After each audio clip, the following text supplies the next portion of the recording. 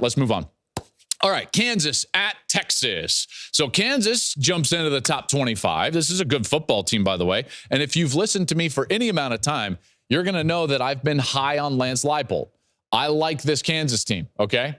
I am a fan of Jalen Daniels. When he's on the field, this is a good football team, all right? Defensively, I think that they're better than people realize, even though last year they did not do a good job defensively against this Texas team. But that was primarily because Texas had Mr. Everything running back Bijan Robinson. So when we look at this game, what do we think of? Well, for me, I think to myself immediately, hey, is this going to be a Texas team that plays to their level of competition or plays to their standard? And last week against Baylor, they played to their standard.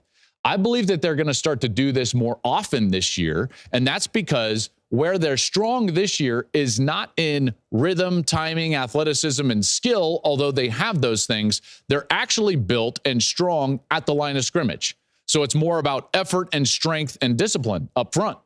They're good and consistent on defense. That's going to allow them to play more consistently on a week in and week out basis. We saw that last week against Baylor.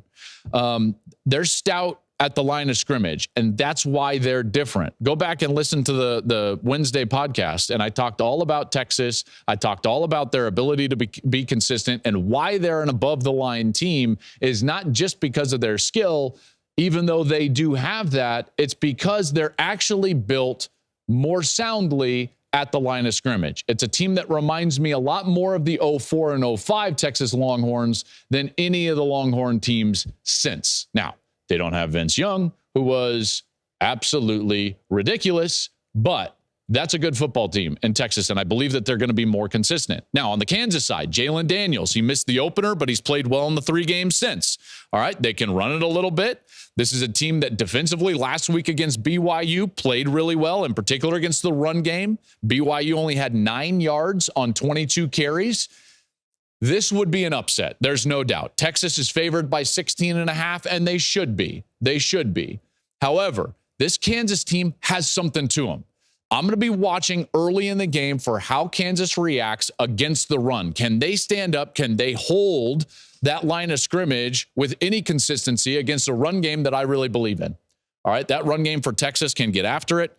It got after them last year. They ran for over 400 yards against the Jayhawks in last year's game. Bijan went for over 240 yards in that game.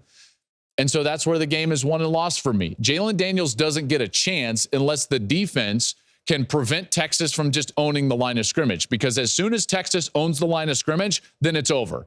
Okay? Then they're just going to bludgeon Kansas the rest of the day. And that opens up the play action pass. That opens up that speed and skill. And that's when Texas is at their best. That 16.5 is a big number, but I'm starting to believe. I'm starting to believe in the Longhorns, folks.